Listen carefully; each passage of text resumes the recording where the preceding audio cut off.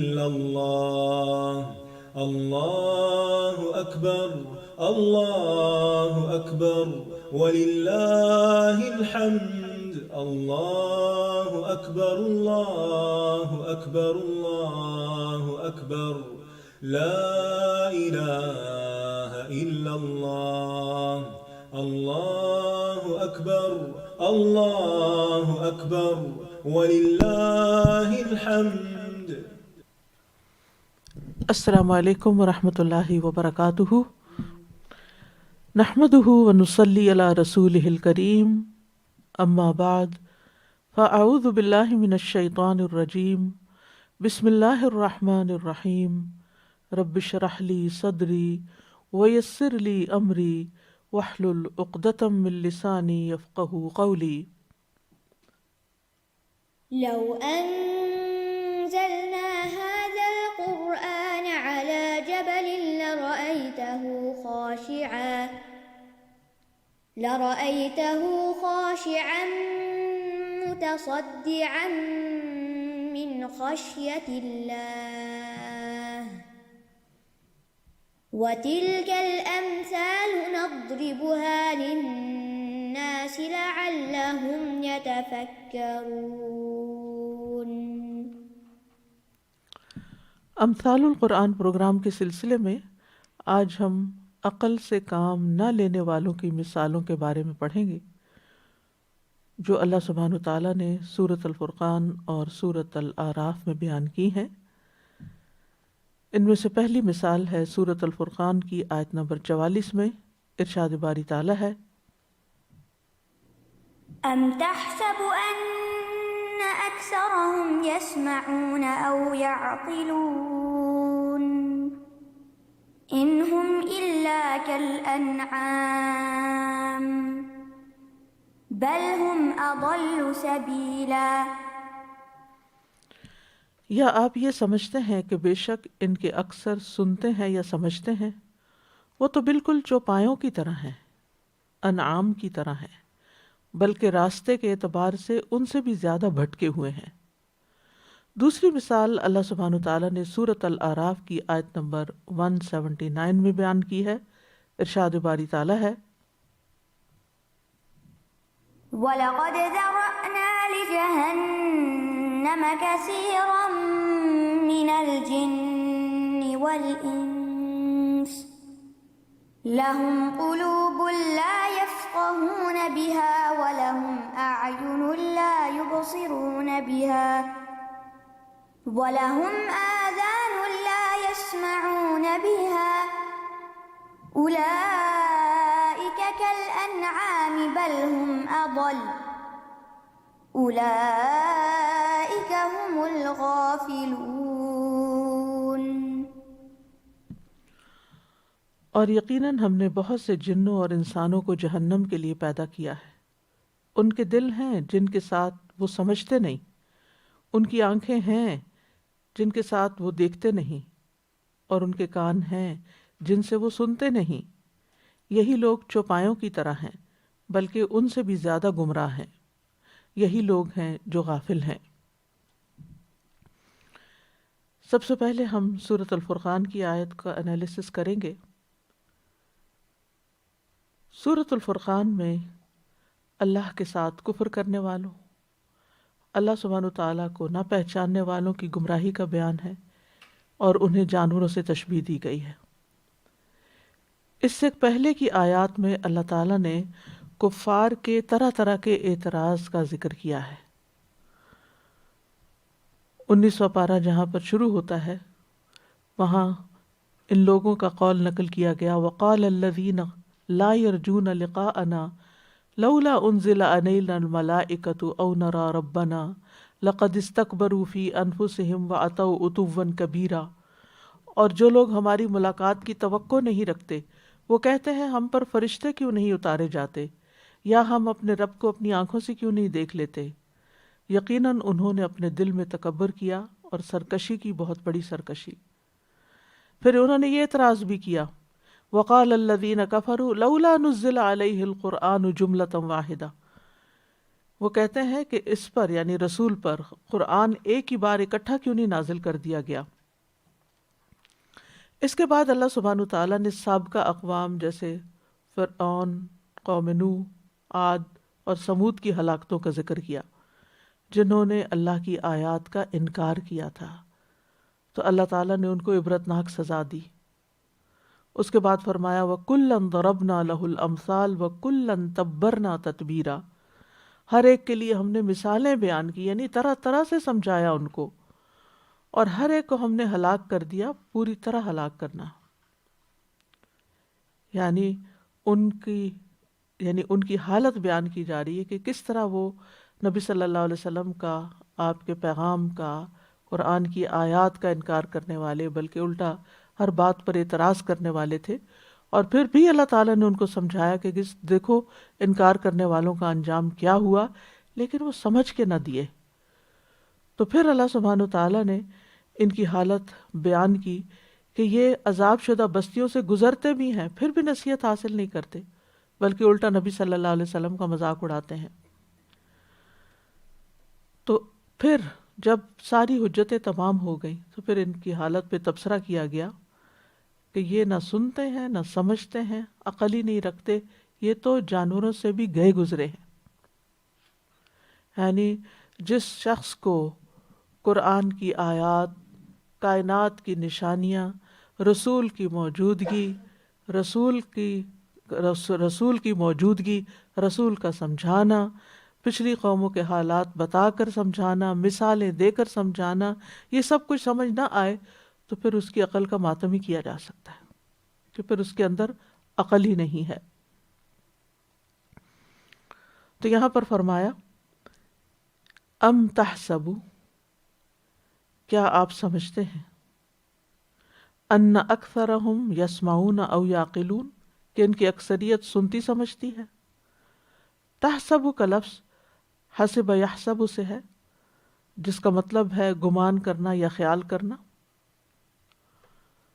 کیا آپ یہ گمان کرتے ہیں، آپ ان کے بارے میں یہ سوچتے ہیں، یہ سمجھتے ہیں، ان اکثرہم، کہ ان کی اکثریت، سب کی بات نہیں کی، کلہم کی بات نہیں کی، اکثریت کی بات کی گئی، میجورٹی کی بات کی گئی، کیونکہ پھر بھی ان میں سے کچھ ایسے تھے جو آہستہ آہستہ بات سمجھ گئے اور مسلمان ہو گئے، لیکن بہت سے ایسے تھے کہ جنہوں نے بات نہ سمجھی، وہ سمجھ نہیں رہے، تو ان کو ایک طرح سے ڈانٹ پلائی جا رہی ہے کہ تمہاری عقل کو کیا ہو گیا ہے کہ تم بات سمجھتے کیوں نہیں ہو۔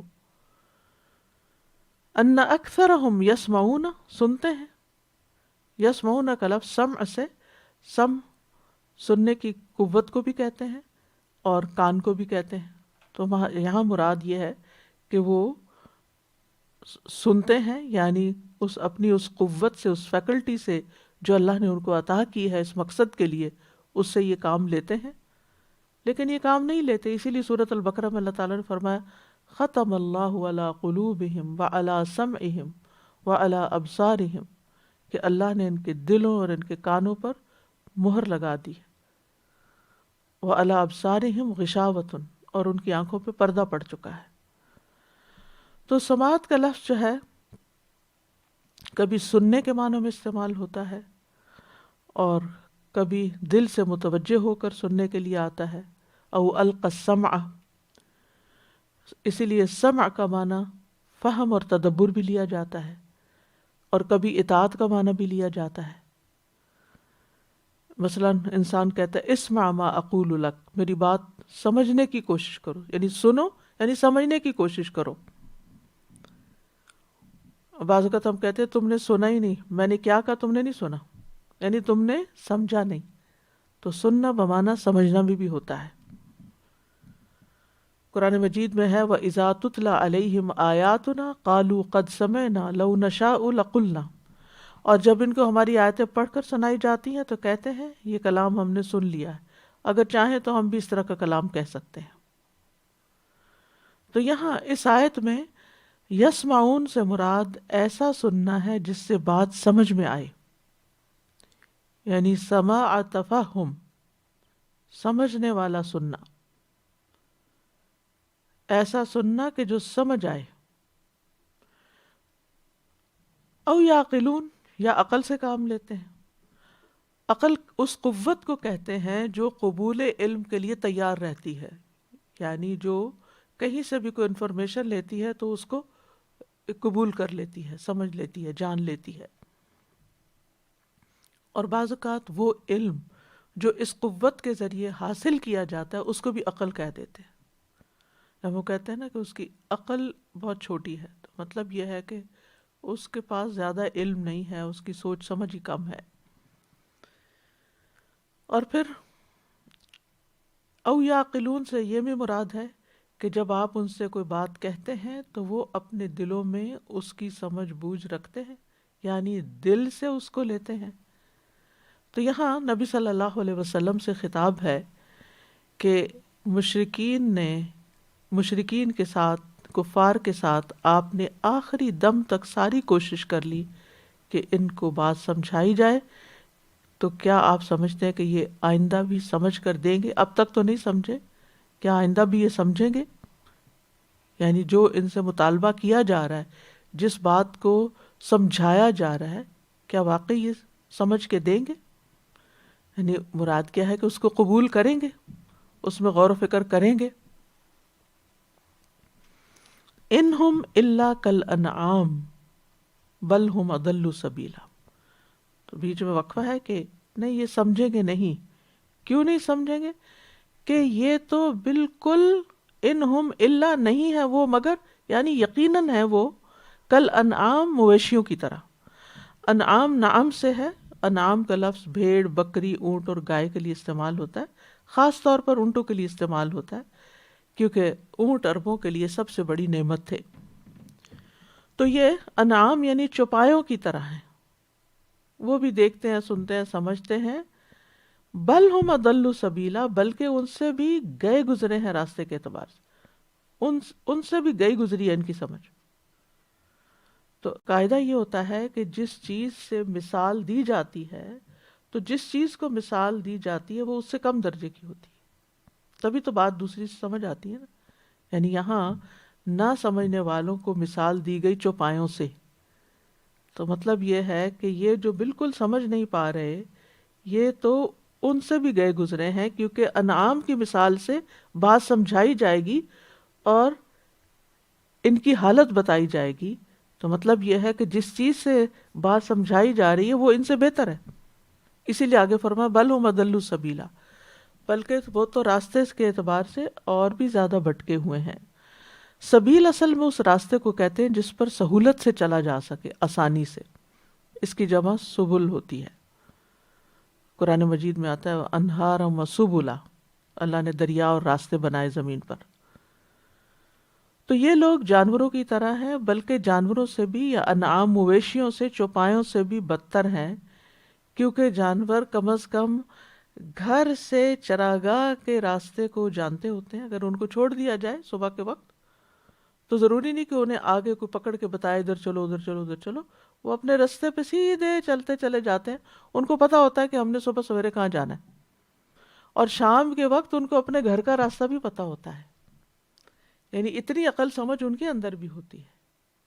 لیکن ان لوگوں کو نہ دنیا میں آنے کا مقصد پتا ہے اور نہ جانے کے بعد کا اپنا انجام پتا ہے.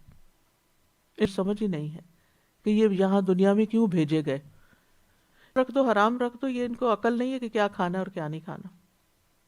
نہ سمجھو والے کام کرتے ہیں. تو چوپائے اپنے رب کو بھی پہچانتے، اسی لیے تسبیح بھی کرتے ہیں. وَإِن مِّن شَيْءٍ إِلَّا يُسَبِّحُ بِحَمْدِهِ وَلَٰكِن لَّا تَفْقَهُونَ تَسْبِيحَهُمْ. تم ان کی تسبیح نہیں سمجھتے، لیکن وہ اپنے رب کی تعریف کرتے ہیں، اس کی پاکی کا اظہار کرتے ہیں. مقاتل کہتے ہیں چوپائے اپنے رب کو پہچانتے ہیں، اپنی چراگاہوں کی طرف چلے جاتے ہیں، اور وہ مالک جو انہیں چارہ کھلاتے ہیں وہ ان کی اطاعت کرتے ہیں.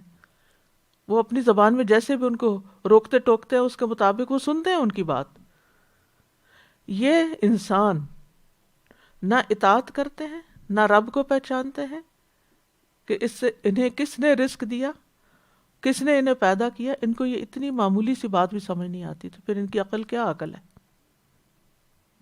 تو چوپائے کے پاس عقل نہیں، پھر بھی وہ اپنے کام جانتا ہے. مگر انسان کے پاس تو عقل اور شعور سب کچھ ہے لیکن استعمال نہیں کرتا، لہٰذا وہ ان سے بھی گیا گزرا ہے۔ چوپایوں کو جس مقصد کے لیے پیدا کیا جاتا ہے وہ اسے سر انجام دے رہے ہیں، لیکن یہ لوگ اپنے مقصد سے غافل ہیں۔ چوپائے اپنی کیپیسٹی میں اللہ کی عبادت کرتے ہیں، وَلِلَّهِ يَسْجُدُ مَن فِي السَّمَاوَاتِ وَالْأَرْضِ، لیکن یہ لوگ اللہ کی عبادت نہیں کرتے۔ چوپائے اللہ کو ایک مانتے ہیں لیکن یہ نہیں مانتے، یہ اس کے ساتھ شرک کرتے ہیں، حالانکہ ان کی طرف رسولوں کو بھیج کر حجت تمام کی گئی ہے۔ ابن واحدی لکھتے ہیں الوجیز میں، بل ہم اضل سبیلا، اس کی تفسیر کرتے ہوئے، کیونکہ جانور اس آدمی کے فرما بردار ہوتے ہیں جو ان کا خیال رکھتے ہیں، جبکہ یہ کافر اپنے آقا اور مالک کی اطاعت نہیں کرتے جس نے ان پر سارے انعام کیے۔ زمخشری کہتے ہیں، مفسر ہیں وہ بھی، اگر آپ کہیں کہ انہیں جانوروں سے زیادہ بھٹکا ہوا کیوں قرار دیا ہے، یعنی انہیں جانور بھی نہیں کہا گیا بلکہ جانوروں سے بھی زیادہ بھٹکا ہوا قرار دیا گیا، تو اس کی وجہ یہ ہے کہ جو ان جانوروں کو گھاس کھلاتے ہیں، ان کی دیکھ بھال کرتے ہیں، تو یہ جانور اپنے مالکوں کے فرما بردار ہوتے ہیں، ان کو پتہ ہوتا ہے کہ ان کے ساتھ کون اچھا سلوک کرتا ہے، وہ ان کا احسان مانتے ہیں، اور کون ان کے ساتھ بدسلوکی کرتا ہے۔ جانور ان چیزوں کو لیتے ہیں جو ان کے لیے فائدے کی ہوتی ہیں، اور ان چیزوں سے بچتے ہیں جو نقصان کی ہوتی ہیں۔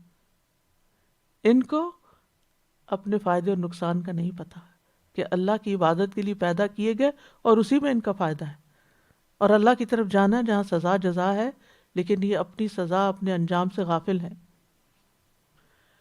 وہ کہتے ہیں کہ جانور اپنی چراگاہ اور اپنے پانی کی گھاٹ کو بھی پہچانتے ہیں، یعنی پانی پینے کے لیے انہیں پتہ ہوتا ہے کس طرف جانا ہے، جبکہ یہ مشرک اللہ کے احسان کو نہیں جانتے اور اپنے دشمن کو بھی نہیں پہچانتے۔ ان دشمن کون ہے؟ شیطان ہے۔ اور پھر یہ بھی مانا ہے کہ یہ اجر سے بھی غافل ہیں کہ اچھے کام کرنے کا اجر کیا ہوگا، اور سزا سے بھی غافل ہیں اور حق کا راستہ نہیں پاتے۔ جانور اپنے رب کو پہچان کر جو اس کی تسبیح کرتے ہیں، قرآن مجید سورۃ الاسراء میں آتا ہے، تسبح لہ السماوات السبع والارض ومن فیہن وان من شیء الا یسبح بحمدہ ولکن لا تفقہون تسبیحہم انہ کان حلیما غفورا۔ ساتوں آسمان اور زمین اس کی تسبیح کرتے ہیں اور وہ بھی جو ان میں ہے، اور کوئی بھی چیز ایسی نہیں مگر وہ اس کی حمد کے ساتھ اس کی تسبیح کرتی ہے، لیکن تم ان کی تسبیح کو سمجھتے نہیں ہو، بے شک وہ ہمیشہ سے بے حد بردبار نہایت بخشنے والا ہے۔ داؤد علیہ السلام کے ساتھ پہاڑوں اور پرندوں کا تسبیح کرنا ہم سب کو معلوم ہے، اور تسبیح داؤد علیہ السلام کرتے تھے اور وہ ساتھ شریک ہو جاتے تھے، یعنی داؤد علیہ السلام اللہ تعالیٰ کا ذکر جب کرتے ہو بلند آواز سے تو پہاڑ اور پرندے اور باقی چیزیں ان کے ساتھ شریک ہو جاتی اور ان کے ساتھ ساتھ دہراتے، جیسے سورۃ الانبیاء میں آتا ہے، وَسَخَّرْنَا مَعَ دَاوُودَ الْجِبَالَ يُسَبِّحْنَ وَالطَّيْرَ، اور ہم نے داؤد کے ساتھ پہاڑوں کو مسخر کر دیا اور پرندوں کو جو تسبیح کرتے تھے۔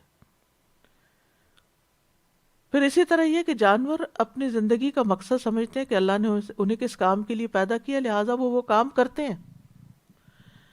مثلا ایک بیل کو معلوم ہے کہ وہ کس کام کے لیے پیدا ہوا ہے۔ ایک حدیث میں آتا ہے جو صحیح بخاری میں ہے، نبی صلی اللہ علیہ وسلم نے فرمایا، بنی اسرائیل میں سے ایک شخص بیل پہ سوار ہو کے جا رہا تھا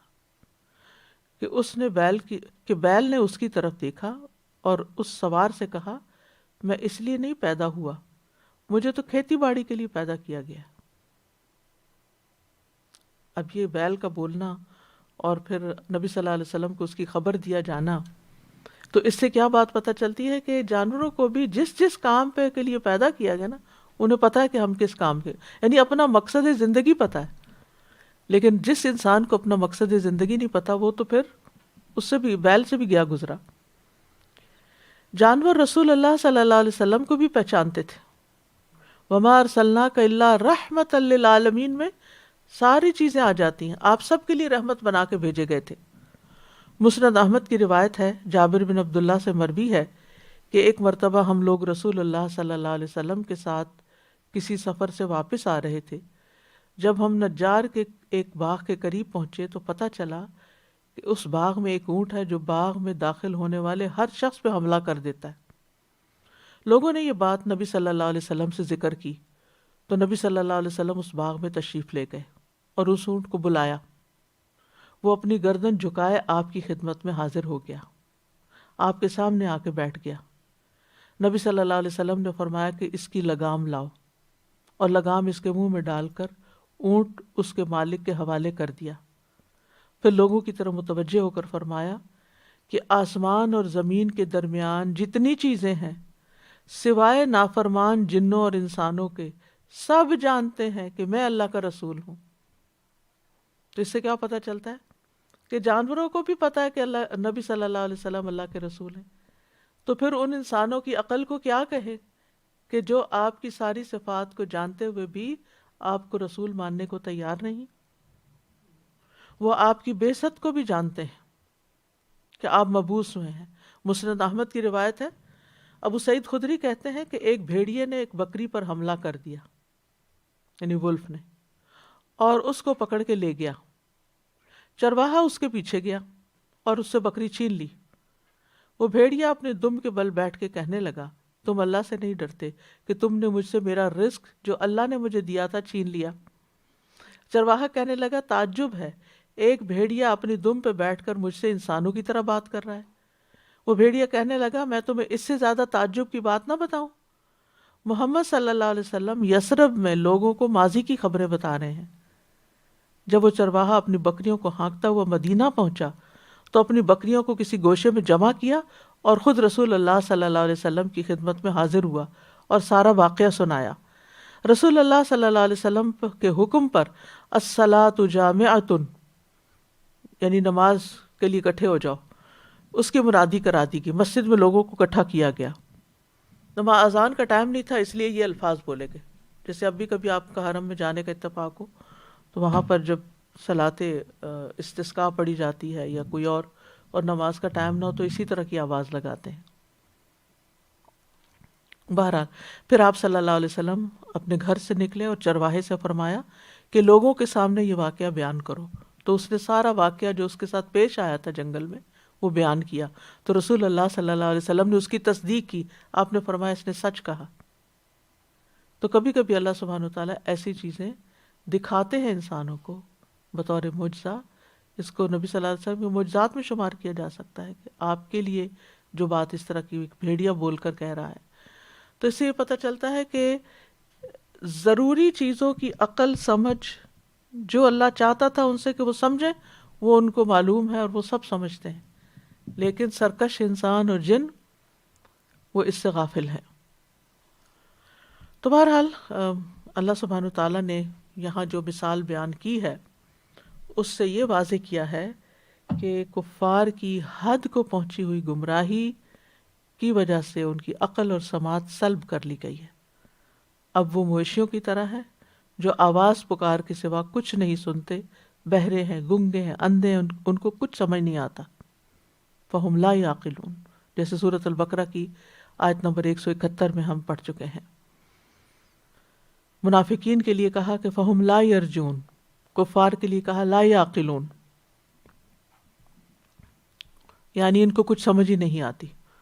منافق جو تھے وہ سمجھ گئے تھے لیکن دنیا کی محبت میں نکل گئے دین سے اور پھر واپس نہیں پلٹنے گئے تھے۔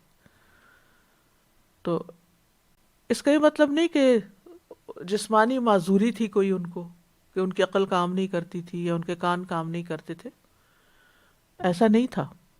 اصل بات یہ ہے کہ ان سے توفیق چھین لی گئی تھی ان کی حرکتوں کی وجہ سے۔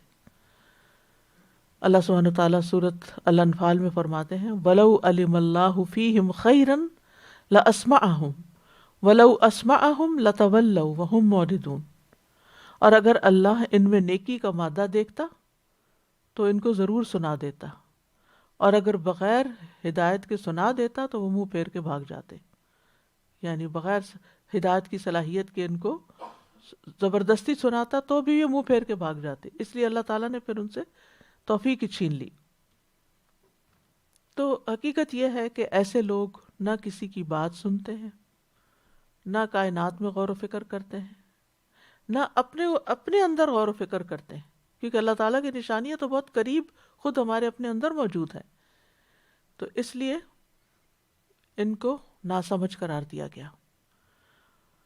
سورۃ یونس میں اللہ تعالیٰ فرماتے ہیں قُلِ انظُرُوا ماذا فِي السَّمَاوَاتِ وَالْأَرْضِ وَمَا تُغْنِي الْآيَاتُ وَالنُّذُرُ عَنْ قَوْمٍ لَا يُؤْمِنُونَ، کہہ دیجئے آسمانوں اور زمین میں کیا کچھ موجود ہے اس کو دیکھو، یعنی تم دیکھو کہ آسمانوں اور زمین میں کیا کچھ ہے۔ آپ یقین کریں کہ کسی بھی زمین کے حصے پہ چلے جائیں، صرف وہیں غور کرنا شروع کر دیں، کیا کچھ ہے زمین کے اندر۔ پودوں کو دیکھیں، مٹی کو دیکھیں، پھر اس کے اندر اجزاء اور ان کے اندر منرلز، کیا کیا اللہ نے ان میں ڈالا ہوا ہے، انسان حیران ہو جاتا ہے۔ تو فرمایا کہ آپ کہیے کہ تم دیکھو آسمانوں اور زمین میں کیا کچھ موجود ہے، اور نشانیاں اور ڈرانے والی چیزیں ان لوگوں کے کام نہیں آتی جو ایمان نہیں لاتے، یعنی جنہوں نے ماننا نہیں ان کو سمجھانا فائدہ ہی نہیں دیتا۔ اور پھر یہ ہے کہ اکثریت کی یہاں پر نفی کر دی گئی ہے، کیونکہ اکثریت کا حال یہی ہے۔ سورۃ الانعام میں ہی اللہ سبحانہ وتعالیٰ آیات کو جھٹلانے والوں کو گنگا بہرا قرار دیتے ہیں۔ فرمایا والذین کذبوا بآیاتنا صم وبکم فی الظلمات من یشاء اللہ یضللہ ومن یشاء یجعلہ علی صراط مستقیم، اور جن لوگوں نے ہماری آیات کو جھٹلایا وہ بہرے اور گنگے ہیں، اندھیروں میں پڑے ہوئے ہیں، جسے اللہ چاہے گمراہ کر دیتا ہے اور جسے چاہتا ہے اسے سیدھے رستے پر لگا دیتا ہے۔ تو چونکہ یہ سمجھنا نہیں چاہتے لہٰذا اللہ نے ان سے توفیق بھی چھین لی، کیونکہ والذین جاہدوا فینا لنہدینہم سبلنا، جو لوگ ہمارے راستے میں کوشش کریں گے ہم ان کو اپنا راستہ ضرور دکھائیں گے۔ اب ہے دوسری مثال، تلاوت لگا دیجیے۔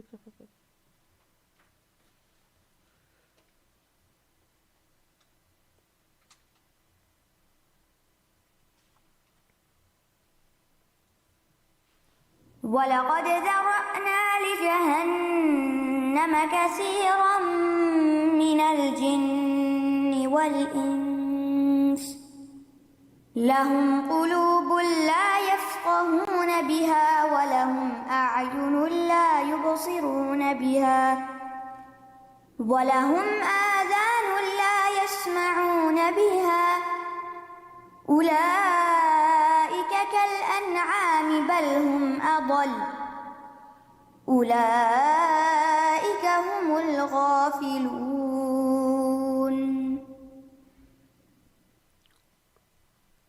اور البتہ تحقیق ہم نے بہت سے جنوں اور انسانوں کو جہنم کے لیے پیدا کیا، ان کے دل ہیں جن کے ساتھ وہ سمجھتے کوئی نہیں، ان کی آنکھیں ہیں جن سے وہ دیکھتے نہیں، اور ان کے کان ہیں جن سے وہ سنتے نہیں، یہی لوگ جو پایوں کی طرح ہیں بلکہ ان سے بھی زیادہ گمراہ، یہی لوگ ہیں جو غافل ہیں۔ یہ آیت جو ہے یہ سورۃ الاعراف میں آئی ہے، 179 ہے آیت کا نمبر۔ اس سے پچھلی آیات میں اللہ تعالیٰ نے بہت سے انبیاء کے واقعات کا ذکر کیا ہے۔ انبیاء علیہ السلام نے اپنی اپنی قوم کو اللہ کی طرف بلایا، توحید کی دعوت دی، اور اس میں بہت محنت کی، تکلیفیں بھی اٹھائیں، اور انہوں نے لوگوں کو سمجھایا کہ وہ ایک اللہ کی عبادت کریں، لیکن انہوں نے انکار ہی کیا، روگردانی ہی کی، منہ ہی پھیرا، یہاں تک کہ ان پر اللہ کا عذاب آ گیا، ثابت ہو گیا۔ ان ساری باتوں کو، ان ساری مثالوں کو بیان کرنے کے بعد اللہ سبحانہ وتعالیٰ نے ایک ایسے شخص کا حال بیان کیا جسے اللہ نے اپنی آیات کا علم دیا تھا، لیکن وہ ان سے صاف نکل گیا اور دنیا کی طرف جھک گیا۔ اس شخص کی مثال کتے سے دی گئی، جس کا ہم تفصیلی جائزہ پیچھے لے چکے ہیں۔ اس مثال کے فوراً بعد پھر اللہ سبحانہ وتعالیٰ نے ایسے لوگوں کی حالت بیان کی جو حق سنتے ہی نہیں، حق کو دیکھتے ہی نہیں، حق کو سمجھتے ہی نہیں، ان کو جانوروں کی طرح یا اس سے بھی بدتر قرار دیا۔ تو فرمایا وَلَقَدْ ذَرَأْنَا لِجَهَنَّمَ وَلَقَدْ ذَرَأْنَا لِجَهَنَّمَ، ہم نے پیدا کیا جہنم کے لیے. یعنی کن کو پیدا کیا؟ وہ لوگ جو گمراہ ہو چکے ہیں، بھٹک چکے ہیں، شیطان کے پیروکار ہیں. اور ذرا کا مطلب ہوتا ہے پیدا کرنا اور پھیلا دینا. تو آپ دیکھیں آدم اور حوا کی اولاد میں سے کتنے بلین انسان جو ہیں اس وقت اس زمین کے اوپر موجود ہیں. تو یہ اسی پھیلاؤ کا نتیجہ ہے. تو ہم نے پیدا کیے لِجَهَنَّمَ، جہنم کے لیے. یہاں جو لام ہے یہ سے لام عاقبت کہتے ہیں، برائے انجام. یعنی جن لوگوں نے اپنے حواس سے صحیح فائدہ نہیں اٹھایا وہ انجام کار جہنم میں ہی جائیں گے. گویا دوسرے لفظوں میں وہ ایسے ہیں جیسے جہنم ہی کے لیے پیدا ہوئے، کیونکہ سوچ سمجھ کے نہیں جو دیتے، سوچتے سمجھتے جو نہیں. تو جو سوچے نہ اور سمجھے نہ، اس کا انجام تو پھر یہی ہوتا ہے. وہ تو اندھا دھند بھاگتا چلا جا رہا ہے اور آگے گڑھا ہے اور اس میں جا گرے گا، اس کو اپنے انجام کی فکر ہی کوئی نہیں ہے. اور یہاں بھی فرمائے کثیر من الجن والانس، انسانوں اور جنوں کی اکثریت ہوگی ایسی جو جہنم میں جائے گی.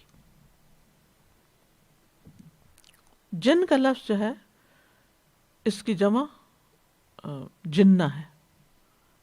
انسان کے مقابلے میں جتنی بھی روحانی مخلوقات ہیں جو انسان کے حواس سے چھپی ہوئی ہیں ان کو جن کہا جاتا ہے. کچھ نیک ہوتے ہیں اور کچھ بد ہوتے ہیں. نیک جو ہیں جیسے فرشتے اور بد جو ہیں جیسے شیطان، اور کچھ درمیانے ہوتے ہیں اوساط، بعض نیک اور بعض بد. اور انس کا لفظ جو ہے انسی سے ہے، جو بہت زیادہ وہ چیز جو بہت مانوس ہو، اور ہر وہ چیز جس سے انس حاصل کیا جائے وہ بھی انسی کہلاتی. انسان چونکہ فطرت میں کچھ اس طرح کا واقع ہوا ہے کہ اس کا گزارا میل جول کے بغیر نہیں ہوتا، اسے باہم انس چاہیے ہوتا ہے، اسی لیے اس کو انسان کہا گیا. اور اس بات کو آپ اچھی طرح سمجھتے ہیں اس لاک ڈاؤن میں کہ پابندیوں کے باوجود لوگوں نے عید کے موقع پر ڈرتے چھپتے کسی نہ کسی طرح ملاقاتیں کی. گویا گزارا ہی نہیں تھا اس کے بغیر، عید ہی نہیں اس کے بغیر. تو کہنے کا مطلب یہ ہے، میں نہیں یہ کہہ رہی کہ رول توڑ کے بہت اچھا کیا، لیکن کہنے کا مطلب یہ ہے کہ یہ انسان کی فطرت میں وہ دوسروں سے انس پاتا ہے. اسی لیے نقصان سے بچنے کے جو 4 طریقے بتائے گئے ہیں، وَالْعَصْرِ إِنَّ الْإِنسَانَ لَفِي خُسْرٍ إِلَّا الَّذِينَ آمَنُوا وَعَمِلُوا الصَّالِحَاتِ وَتَوَاصَوْا بِالْحَقِّ، ایک دوسرے کو سمجھانا، وَتَوَاصَوْا بِالصَّبْرِ. ایمان اور عمل صالح انفرادی عمل ہے، لیکن باقی 2 کام جو ہیں یہ اجتماعی عمل ہے، دوسرے انسانوں کے ساتھ مل کے ہوتے ہیں، کیونکہ یہ سوشلائزنگ انسان کی ضرورت ہے، اس کے بغیر وہ رہ نہیں سکتا. اور بعض یہ کہتے ہیں کہ اس کو اس لیے انسان کہا گیا ہے کہ اسے جس چیز سے محبت ہوتی ہے اسی سے مانوس ہو جاتا ہے، اسی کے قریب ہونے لگتا ہے، اس لیے اسے انسان کہا جاتا ہے. اور بعض کہتے ہیں کہ انسان کی اصل انسیان پر بروزن افعالان ہے، افعالان، اور انسیان جو ہے یہ نسیان سے ہے. یعنی چونکہ انسان اپنے عہد کو بھول گیا تھا اس لیے اس کو انسان کہا گیا. یا انس سے ہے یا نسیان سے ہے، دونوں بھی ہو سکتے ہیں. تو یہاں پر یہ جو کہا گیا نا کہ اللہ تعالیٰ نے لوگوں کو پیدا کیا، کچھ لوگوں کو جہنمی کے لیے، مطلب یہ کہ اللہ تعالیٰ کو اپنے علم کے مطابق پتہ تھا کہ یہ لوگ دنیا میں جا کے کیا کریں گے. رسول اللہ صلی اللہ علیہ وسلم نے فرمایا بے شک اللہ عز و جل نے آدم کو پیدا کیا، پھر اپنا دایاں ہاتھ ان کی پشت پر پھیرا اور ان سے ان کی اولاد کو نکالا. پھر فرمایا انہیں میں نے جنت کے لیے پیدا کیا ہے اور یہ جنتیوں والے عمل کریں گے. پھر ان کی پشت پر ہاتھ پھیرا اور ان سے ان کی اولاد کو نکالا. فرمایا انہیں میں نے دوزخ کے لیے پیدا کیا ہے اور یہ دوزخیوں والے عمل کریں گے۔ تو ایک آدمی نے کہا اللہ کے رسول صلی اللہ علیہ وسلم تو پھر عمل کیوں کریں؟ تو آپ نے فرمایا بلا شبہ اللہ عز و جل نے جب بندے کو جنت کے لیے پیدا کیا تو اسے جنت والے عمل کرنے کی توفیق بھی دیتا ہے، یعنی اسے جنت والے عمل کروا لیتا ہے، حتیٰ کہ وہ جنتیوں والے اعمال میں سے عمل کرتے ہوئے مر جائے گا تو اللہ انہی اعمال کی وجہ سے اس کو جنت میں داخل کرے گا، اور جب کسی بندے کو آگ کے لیے پیدا کیا تو اسے دوزخیوں والے عمل کرواتا ہے، حتیٰ کہ دوزخیوں والے اعمال میں سے عمل کرتے ہوئے مر جائے گا تو اللہ اسی کے سبب اسے آگ میں ڈال دے گا۔ تو مطلب یہ ہے کہ اللہ تعالیٰ کے اپنے مکمل علم جو اول سے آخر تک ہر چیز کا علم رکھتا ہے، اور حکمت اور مشیت کے تحت جو چاہا بنایا، جیسے چاہا بنایا، تو اس میں ہمیں اعتراض کرنے کی گنجائش نہیں ہے کہ کیوں اللہ نے کچھ لوگوں کو ایسا بنا دیا اور کچھ کو ویسا بنا دیا۔ وہ اللہ تعالیٰ کو پتہ تھا کہ کچھ لوگوں کو میں آزادی دوں گا بھی تو وہ اس کو ایسے استعمال نہیں کریں گے کہ میری حدیں ہی توڑ جائیں، اور کچھ لوگوں کو نہیں بھی دوں گا تو بھی وہ خرابیاں پھیلائیں گے۔ تو بہرحال جنت والوں کو جنتی کاموں کی توفیق ملتی رہتی ہے اور جہنمیوں کو جہنم والے اعمال کی توفیق ہوتی ہے۔ سوال یہ پیدا ہوتا ہے کہ جنوں اور انسانوں کی اکثریت جہنم میں کیوں ہے؟ اس کی وجہ یہ ہے کہ جنوں اور انسانوں کو اللہ نے دل اور دماغ دیے تھے اس لیے کہ وہ غور و فکر سے کام لیں، آنکھیں دی تھی کہ ان نشانیوں کو دیکھیں، کان اس لیے دیے تھے کہ اللہ کا کلام سنیں، حق کی باتیں سنیں، لیکن ان میں اکثریت ایسی تھی جس نے اللہ کی عطا کردہ نعمتوں کو صحیح طور پہ استعمال نہیں کیا، اور ان سے اتنا ہی کام لیا جتنا بس حیوان لیتے ہیں، اور اس کے نتیجے میں گمراہ ہوئے، انجام جہنم ہوا۔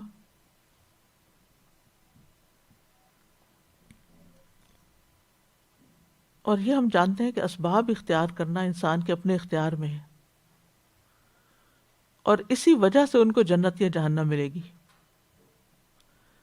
اور ان اسباب کو اختیار کرنے کے نتائج کیا ہوتے ہیں وہ صرف اللہ کو پتہ ہے، کیونکہ اللہ سبحانہ وتعالیٰ نے انسان کو پیدا کیا، اسباب بھی اللہ نے نہیں بنائے۔ اور پھر یہ ہے کہ یہاں اس آیت سے یہ بھی پتہ چل رہا ہے کہ انسانوں کے علاوہ جنات بھی اللہ کی عبادت کے مکلف ہیں، لیکن اور ان کو بھی سوچ سمجھ دی گئی ہے، وہ بھی انسانوں کی طرح کی مخلوق ہے لیکن انسانوں کو نظر نہیں آتے، ان کے لیے بھی اللہ کی عبادت اور ان کے لیے بھی ہدایت کا راستہ واضح کیا گیا ہے۔ وجہ کیا ہے؟ لہم قلوب لا یفقہون بہا، یہ کیوں جہنم میں جائیں گے؟ کیونکہ ان کے دل تو ہیں لیکن ان سے یہ سمجھتے نہیں۔ قلب الشیء کا مطلب ہوتا ہے کسی چیز کو پھیرنا، ایک حالت سے دوسری کی طرف پلٹا دینا، الٹ پلٹ کرنا۔ قلب الثوب کہتے ہیں کپڑے کو الٹنا، قلب الانسان کہتے ہیں انسان کو اصل رستے سے پھیر دینا۔ قرآن میں آتا ہے وَإِلَيْهِ تُقْلَبُونَ، تم اسی کی طرف لوٹائے جاؤ گے، پھیرے جاؤ گے۔ رسول اللہ صلی اللہ علیہ وسلم نے فرمایا قلب کو قلب اس لیے کہتے ہیں کہ وہ پلٹتا رہتا ہے، الٹ پلٹ ہوتا ہے، اور دل کی مثال تو اس پر کسی ہے جو کسی درخت کے تنے کے ساتھ لٹکا ہوا ہو اور ہوا اسے الٹ پلٹ کرتی رہتی ہو، کبھی سیدھا کبھی الٹا۔ اور پھر یہاں یفقہون کا لفظ استعمال ہوا ہے، فقہ یعنی حاضر علم سے غائب تک پہنچنا، یہ عام علم سے زیادہ خاص ہے، جیسے سورۃ النساء میں آتا ہے نا فَمَا لِهَٰؤُلَاءِ الْقَوْمِ لَا يَكَادُونَ يَفْقَهُونَ حَدِيثًا، ان لوگوں کو کیا ہو گیا کہ بات بھی نہیں سمجھ سکتے، یعنی ان کے دل خیر اور ہدایت کو نہیں سمجھتے، کائنات میں بکھری نشانیوں کو نہیں دیکھتے، سورج چاند ستاروں کو نہیں دیکھتے، سمندر کی مخلوق کو نہیں دیکھتے، اللہ نے کیا کچھ پیدا کیا ہے۔ تو جو لوگ کھلے دل رکھتے ہیں، روشن آنکھیں رکھتے ہیں، وہ ان ساری چیزوں سے ہدایت پاتے ہیں، یہ سب کچھ ان کے ایمان میں اضافہ کرتا ہے، لیکن دوسرے لوگ وہ اس سے عاری ہوتے ہیں۔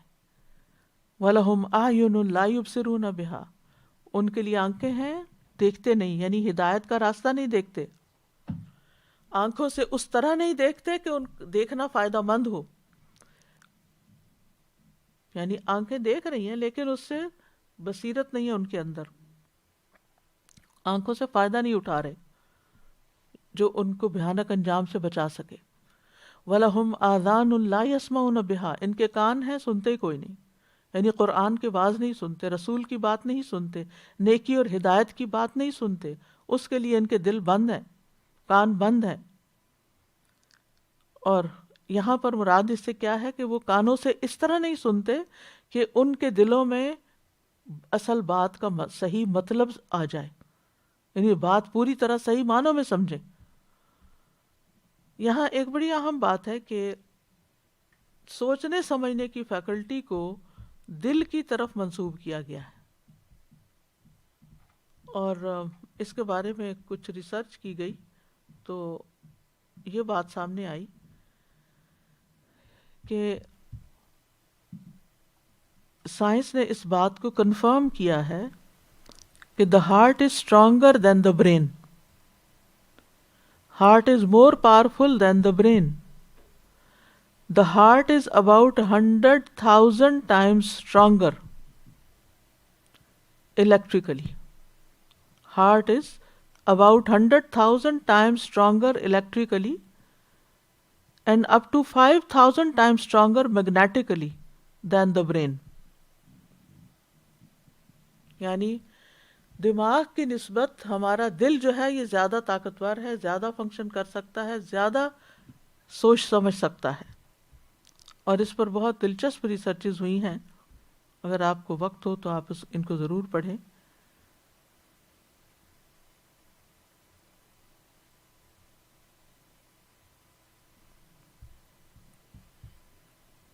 کافی انٹرسٹنگ ٹاپک ہے، وقت کم ہے۔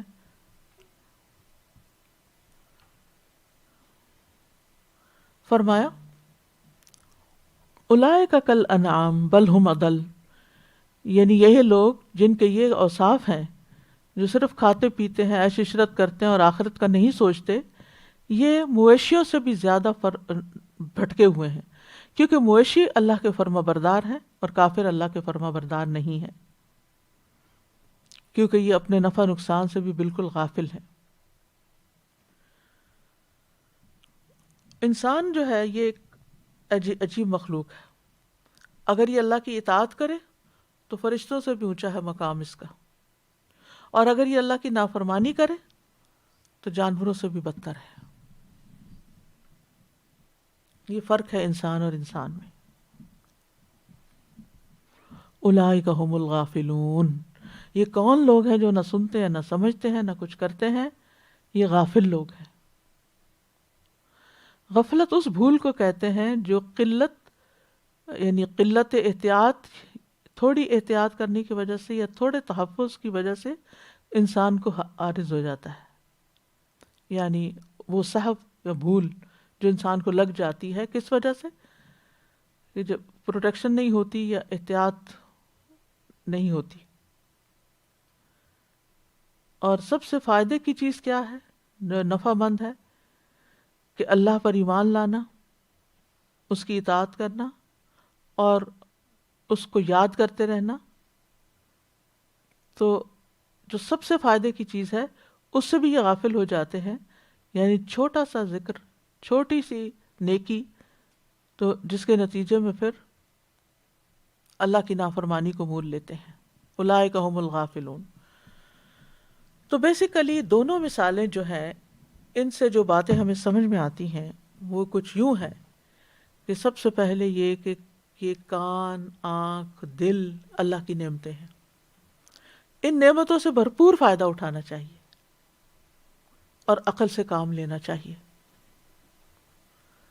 اللہ تعالیٰ فرماتے ہیں واللہ اخرجکم من بطون امہاتکم لا تعلمون شیئا وجعل لکم السمع والابصار والافئدہ لعلکم تشکرون۔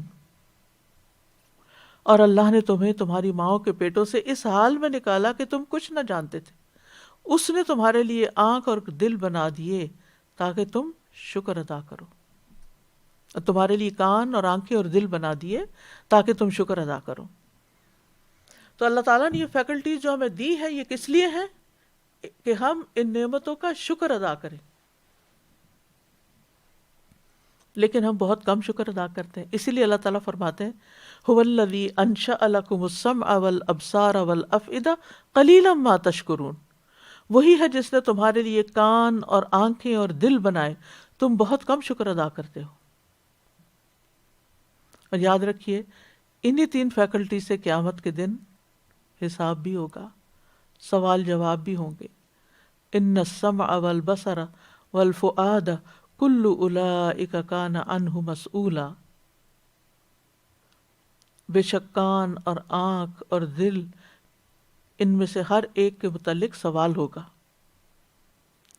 ابن قیم کہتے ہیں کہ بندے کے اعضاء میں سے، یعنی ہمارے جو جوڑ ہیں، انگلیاں ہیں، ہاتھ پاؤں ہیں، جتنے بھی اعضاء ہیں جسم میں جو فنکشن کرتے ہیں، ان میں سے ہر عضو کے لیے اللہ کی عبودیت ہے جو اسی عضو کے ساتھ خاص ہے، اور ایک اطاعت جو اس سے مطلوب ہے. وہ عضو اسی کے لیے پیدا کیا گیا ہے اور اسی اطاعت کے لیے مہیا کیا گیا ہے. یعنی اللہ نے تو عقل اور دل دیے ہی اس لیے تھے تاکہ ہم اللہ کو پہچانیں اور اس کی عبادت کریں.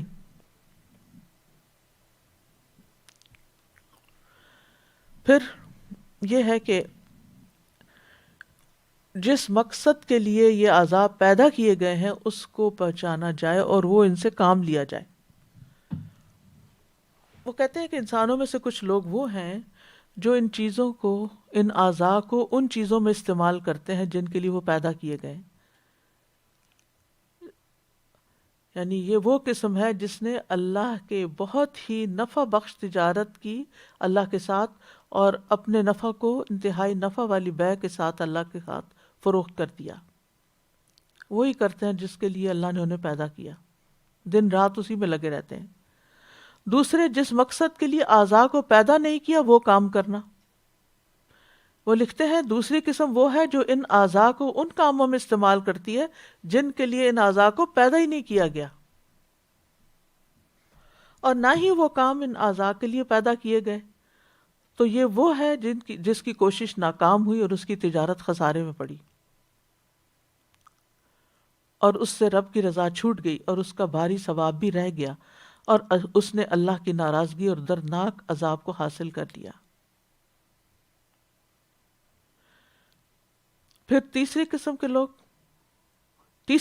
کے لوگ وہ ہیں جنہوں نے اپنے اعضاء کو معطل کر دیا، ان کو بیکار رکھ کے مار دیا. تو یہ شخص بھی خسارہ پانے والا ہے، بہت بڑا خسارہ، کیونکہ اللہ تعالیٰ نے بندے کو اپنی عبادت اور اطاعت کے لیے پیدا کیا ہے، نہ کہ بیکار رہنے کے لیے. تو ان میں تینوں قسموں کے جو لوگ ہیں، جو پہلی قسم والے لوگ ہیں، وہ پہلی قسم والے لوگ جو ہیں، چاہے وہ حرکت میں ہوں یا سکون میں ہوں، کھڑے ہوں، بیٹھے ہوں، دوستوں میں ہوں یا اکیلے ہوں، لباس پہنے ہوں یا خاموش ہوں، ہر حال میں اللہ کی اطاعت کے مطابق ہی کام کریں گے، اور اس طرح ان کا قرب مزید بڑھ جائے گا. دوسری قسم کے لوگ جو ہیں یہ سب کچھ کریں گے لیکن نیت چونکہ درست نہیں ہوگی، لہٰذا سب کچھ ان کے خلاف پڑے گا. تیسری قسم کے لوگ وہ ہیں کہ جب یہ سب کچھ کریں گے تو غفلت میں، بیکار حالت میں اور کوتاہی میں ہوں گے، یعنی غفلت کا شکار ہوں گے. پہلی قسم والے کا ہر کام عبادت، دوسری قسم کا شخص ہر کام اس کے خلاف، اور تیسری قسم کا شخص ویسے ہی سو رہا ہے، غفلت میں مبتلا ہے، غفلت میں پڑا ہوا ہے. تو مخلوق میں سے اللہ کے نزدیک سب سے زیادہ ناپسندیدہ، سب سے زیادہ دھتکارا ہوا وہ شخص ہے جو بہت ہی مہمل اور بیکار ہے. نہ وہ دنیا کے کاموں میں لگا ہوا ہے، نہ آخرت کے لیے کوشش کرتا ہے. تو ایسا شخص دنیا میں بھی اور دین میں بھی بوجھ بنا ہوا ہے، زمین پر بوجھ ہے. دنیا والوں پر بھی بوجھ ہے، دین والوں پر بھی بوجھ ہے، اور زمین پر بھی بوجھ ہے۔ اس کے برعکس جو اطاعت کرتے ہیں، اللہ کی فرما برداری کے کام کرتے ہیں، تو ان کی جزا کیا ہے؟ رسول اللہ صلی اللہ علیہ وسلم نے فرمایا، بے شک اللہ تعالیٰ کا ارشاد ہے، جس نے میرے کسی ولی سے دشمنی کی اس کے خلاف میری طرف سے اعلان جنگ ہے، اور میرا بندہ جن جن باتوں کے ذریعے میرا قرب حاصل کرتا ہے ان میں سے کوئی عبادت مجھے اتنی پسند نہیں جس قدر وہ عبادت پسند ہے جو میں نے ان پر فرض کی ہے۔ میرا بندہ نوافل کے ذریعے سے مجھ سے اتنا قریب ہو جاتا ہے کہ میں اس سے محبت کرنے لگ جاتا ہوں۔ جب میں اس سے محبت کرنے لگ جاتا ہوں تو میں اس کا کان بن جاتا ہوں جس سے وہ سنتا ہے، اس کی آنکھ بن جاتا ہوں جس سے وہ دیکھتا ہے، اس کا ہاتھ بن جاتا ہوں جس سے وہ پکڑتا ہے، اور اس کا پاؤں بن جاتا ہوں جس سے وہ چلتا ہے۔ اگر وہ مجھ سے مانگے تو میں اسے دیتا ہوں، اگر وہ مجھ سے پناہ کا طالب ہو تو میں اس کو پناہ دیتا ہوں۔ میں کسی چیز میں تردد نہیں کرتا جس کو میں کرنے والا ہوتا ہوں، جو مجھے مومن کی جان نکالتے وقت ہوتا ہے۔ وہ موت کو بوجہ تکلیف پسند نہیں کرتا، اور مجھے بھی اسے تکلیف دینا اچھا نہیں لگتا۔ تو بنیادی طور پر ہمارا دین ہمیں کیا سکھاتا ہے، اور جو بات ہمیں سوچ سمجھ کر یہاں سے لے کے جانی ہے وہ یہ ہے کہ ہم سب کو اپنی عقل کو مزید استعمال کرنے کی ضرورت ہے، اور اس کے لیے معیار بنائیں کہ ان کاموں کے لیے اور اس وقت گزاری کے لیے ہم نے یعنی اپنے آپ کو وقف کرنا ہے جس میں انسان یعنی اللہ سبحانہ وتعالیٰ کی اطاعت کرے۔ تو آسمان اور زمین کی تخلیق میں عقل والوں کے لیے بہت سی نشانیاں ہیں۔ سورۃ البقرہ میں آتا ہے، ان فی خلق السماوات والارض واختلاف اللیل والنہار والفلک التی تجری فی البحر بما ینفع الناس وما انزل اللہ من السماء من ماء فاحیا بہ الارض بعد موتها وبث فیہا من کل دابۃ وتصریف الریاح والسحاب المسخر بین السماء والارض لآیات لقوم یعقلون۔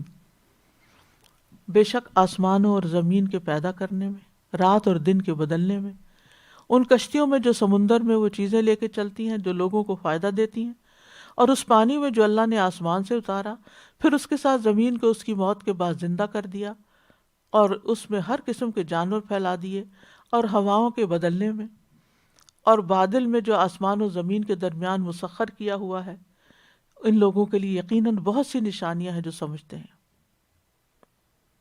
لیکن یہ نشانیاں کس کو فائدہ دیتی ہیں؟ جو سمجھتے ہیں، عقل سے کام لیتے ہیں۔ اسی طرح سورۃ جاثیہ میں آتا ہے، ان فی السماوات والارض لآیات للمؤمنین، بے شک آسمانوں اور زمین میں ایمان لانے والوں کے لیے کئی نشانیاں ہیں۔ وفی خلقکم وما یبث من دابۃ آیات لقوم یوقنون، خود تمہاری اور ان جانوروں کی پیدائش میں جو اس نے زمین میں پھیلا دیے، یقین کرنے والوں کے لیے بہت سی نشانیاں۔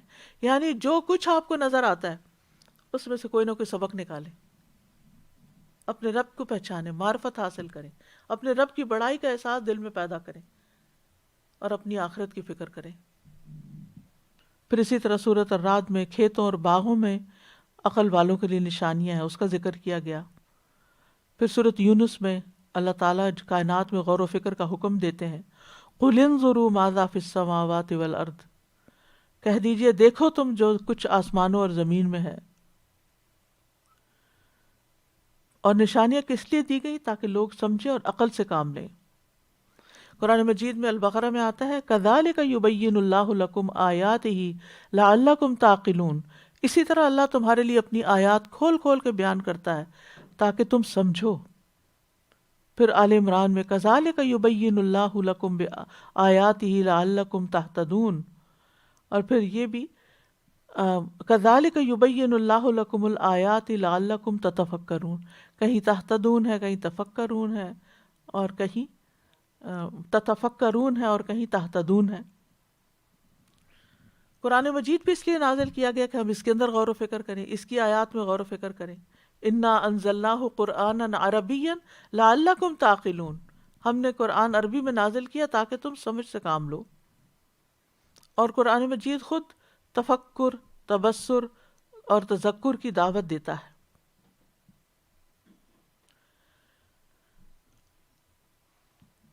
بہت سی ایسی آیات ہیں جن میں ہمیں یہ سبق ملتا ہے کہ ہمیں اپنی عقل کو، غور و فکر کو یعنی اس طرح رکھنا چاہیے کہ کل کو ہمیں اس پر کوئی ندامت اور شرمندگی نہ ہو، کیونکہ یہ نعمت جو ہمیں ملی ہے سوچنے سمجھنے کی، یہ دوسرے جانوروں کو نہیں ملی، دوسری مخلوق کو نہیں ملی۔ اور پھر یہ کہ جب ہم کسی کو غور و فکر کی دعوت دیں تو سوالیہ انداز میں۔ اللہ تعالیٰ فرماتے ہیں افلا تعقلون، افلا تتفکرون، افلا تتذکرون، افلا تذکرون، کیا تم سمجھتے نہیں، غور نہیں کرتے، نصیحت حاصل نہیں کرتے؟ اور آخر میں بھی کیا تم نصیحت نہیں پکڑتے؟ تو نشانیوں سے وہ شخص فائدہ اٹھاتا ہے جس کا دل ہو، لمن کان لہ قلب او القى السمع وهو شہید، اور اس کا دل بھی حاضر ہو اور خود بھی۔ پھر اسی طرح یہ ہے کہ جو لوگ عقل سے کام لیتے ہیں ان کی قرآن مجید میں تعریف بھی بیان کی گئی ہے، اولو الالباب کہہ کے انہیں پکارا گیا ہے۔ سورۃ آل عمران کی آیت نمبر 190 اور 191 میں اس کی تفصیل ملتی ہے کہ عقل والوں کے لیے یقیناً بہت سی نشانیاں ہیں۔ اس کے برعکس جو عقل سے کام نہ لے اس کے لیے بہت سی مذمت بھی ہے۔ عقل سے کام نہ لینے والے ہدایت نہیں پا سکتے، ایمان سے محروم ہیں، قیامت کے دن جہنمیوں کی حسرتیں ہوں گی شدید۔ تو کرنے کے کام کیا ہیں کہ اللہ سبحانہ وتعالیٰ نے ہمارے یہ آنکھیں، کان اور دل، دماغ جس کام کے لیے ہمیں دیا ہے اس میں اس کو لازماً استعمال کریں۔ صرف دنیاوی نفع نقصان کے لیے مت سوچے جو کہ اکثر ہم کرتے ہیں۔ جو بڑا فائدہ اور بڑا نقصان ہے اس کے بارے میں سوچیں۔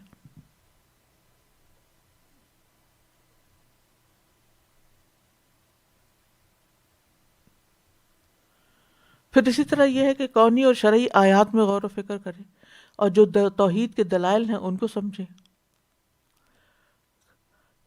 اپنے کانوں سے ہدایت کی بات سنیں، یعنی بغیر سنی سنائی کے خود تحقیق کریں، خود سورس تک پہنچنے کی کوشش کریں، قرآن کے مواعظ سنیں تاکہ دل نرم ہو۔ آپس کی محبت اور یگانگت اور ایک دوسرے کا خیال رکھنا، یہ بھی اس سے ہمیں پتہ چلتا ہے، اس سے انسان کے رزق میں برکت ہوتی ہے اور جو باقی تکلیف دہ چیزیں ہیں ان سے بھی انسان چھٹکارا پا لیتا ہے۔ تو اللہ تعالیٰ سے دعا کرنی چاہیے کہ وہ ہمیں قلب سلیم عطا فرمائے۔ اللہم اہد قلبی وسدد لسانی واسلل سخیمۃ قلبی، اللہم اغسل قلبی بماء الثلج والبرد ونقی قلبی من الخطایا کما نقیت الثوب الابیض من الدنس وباعد بینی وبین خطایایا کما باعدت بین المشرق والمغرب، اللہم متعنی بسمعی وبصری واجعلہما الوارث منی، اللہم اسرح لی سمعی وبصری واجعلہما الوارث منی، اللہم انی اعوذ بک من شر سمعی ومن شر بصری ومن شر لسانی ومن شر قلبی ومن شر منی، سبحان ربک رب العزت عما یصفون وسلام علی المرسلین الحمد للہ رب العالمین۔ سبحانک اللہم وبحمدک اشہد ان لا الہ الا انت استغفرک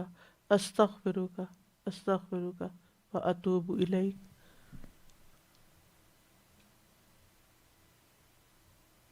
لو أنزلنا هذا القرآن على جبل لرأيته خاشعا متصدعا من خشية الله وتلك الأمثال نضربها للناس لعلهم يتفكرون.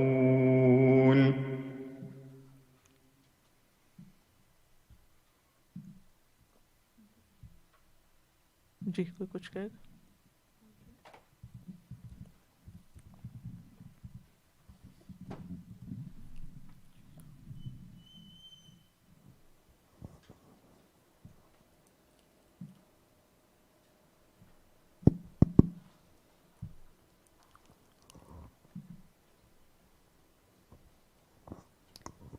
الحمدللہ ایمان اللہ تعالیٰ نے اس ایسی بڑی طاقت دی انسان کو کہ جیسے ہی ایمان انسان لاتا ہے ویسے شعور بڑھتا چلا جاتا ہے، اور پھر دل بھی اس کا اس طرف لگ پڑتا ہے، اس کے جوارے بھی اس طرح کام کرنے لگ جاتے ہیں.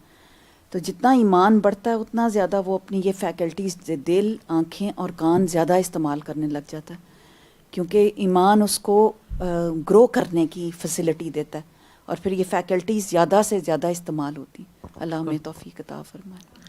کہتے ہیں کہ حضرت موسیٰ علیہ السلام نے ایک بار دعا کی، یہ بعض روایات میں آتا ہے کہ یا اللہ میری قوم سے سب کچھ چھیننا لیکن عقل نہ چھیننا.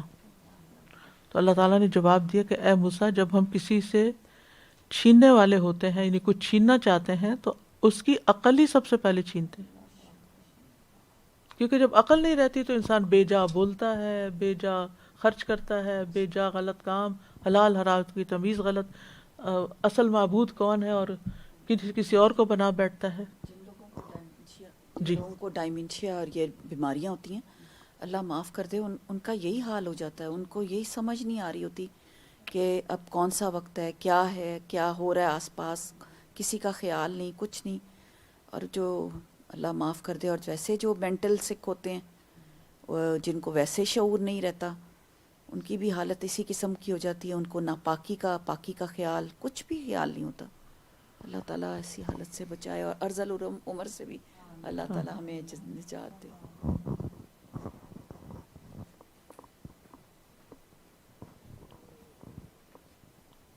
السلام علیکم. سر آپ نے ذکر کیا نا تمام جانوروں کو اپنا پتہ ہے. آپ آج کل اس پہ یوٹیوب پہ مووی چلتی ہیں، جب وہ کلمہ پڑھتے ہیں تو فوراً لیٹ جاتے ہیں، سارے جانور لیٹ جاتے ہیں فوراً نہیں کلمے کے آگے کہ میں ذبح کر ہونے کے لیے ہوں تو مجھے ذبح کر لیجیے. اور انسان ایک واحد ایسا ہے ما غرک بربک الکریم کہ وہ اس کو تکبر میں کس بات میں ڈال رکھا ہے. وہ حضرت عمر نے شاید کہا تھا کہ انسان تو کس بات میں تکبر میں پڑا تو غلاظت لیے گھومتا ہے، یا تو پروسیس ہو رہی ہوتی ہے اسٹمک میں یا غلاظت ہوتی ہے پیٹ میں، تو کس بات کا غرور ہے انسان کو. میں کسی ایک کو جانتی ہوں، انہوں نے بولا تھا اچھا میں بچوں کو بیاہ کر سب کچھ کام کر کے نا پھر میں پڑھوں گی، تو ان کے دانت سارے نکل گئے. جب دانت نکلے ڈنچر لگا تو ان سے بولا ہی نہیں چاہتا. تو مجھے اتنا وہ ہوتا ہے، میں کہتی ہوں میں جلدی سے جو کچھ بولنا بول لوں، یہ نہ ہو کہ دانتوں سے نکلنے سے پہلے ہوا کا کنٹرول نہیں رہتا نا. بالکل. اللہ معاف کرے. استاذہ جی ویسے تو کافی ایکسپلین کیا آپ نے کہ کیا کیا فرق ہے انسانوں میں اور جانوروں میں. جو چیز مجھے بہت زیادہ دل پہ اثر کیا کہ وہ اللہ سبحانہ تعالیٰ کی تسبیح بھی کرتے ہیں، تسبیح بھی کرتے ہیں. اور ہمارے تو سب کل ان کا علم الصلاۃ ہو و تسبیح ہو، ہر ایک کو اپنی صلاۃ بھی پتہ ہے، تسبیح بھی پتہ ہے، اور وہ کر بھی رہے ہیں اور اپنے اللہ تعالیٰ کی اطاعت بھی کر رہے ہیں. تو ہم سب سے پہلے تو نمازیں چھوٹتی ہیں، تھوڑا سا ذرا سا شعور میں آتے ہیں. جیسے پچھلے دنوں ہی آپ ذکر فرمائی تھی کہ بچوں نے نہ کوئی روزہ رکھا، نہ وہ کیا، نہ وہ سب جانتے ہیں، سب سمجھتے ہیں، سب کرتے آئے ماضی میں. تو سبحان اللہ.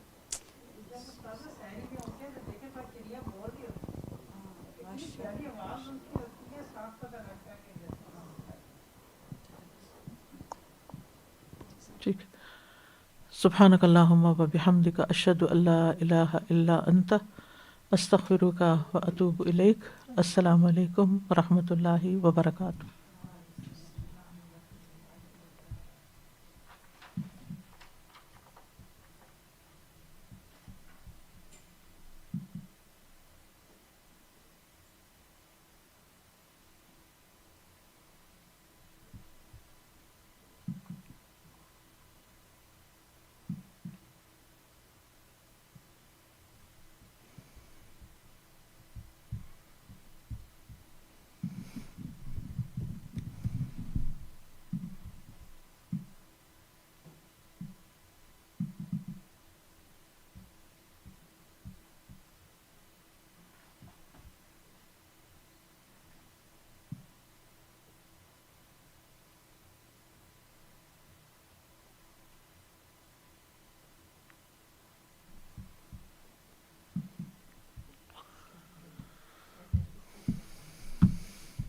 السلام علیکم.